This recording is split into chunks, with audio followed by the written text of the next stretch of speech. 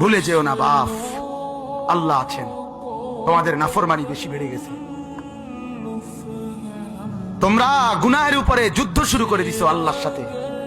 তোমরা যেন আল্লাহকে চ্যালেঞ্জ করছো। নওজোয়ান ছেলেরা, তোমরা ভাবতেছো এটা যে আল্লাহ দেখি কি করে।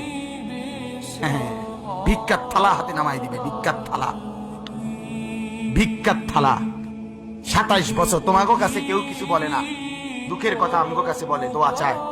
রাত 11টা 10টার পরে আমার মোবাইলে রাত্রে অধিকাংশ কল আসে, বিদেশি কল।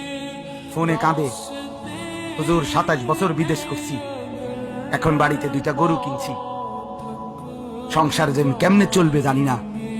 এইভাবে বাপরা পেরেশান। যারা কামাই রোজগারি করে তারা বড় অস্থির। আর লম্পট ছেলের কোনো খবরও নাই। তার বাবার কষ্টের টাকা দিয়া নাফরমানে এমবি ঢুকায়া উলঙ্গ ছবি দেখতে দেখতে শেষ করে দিচ্ছে।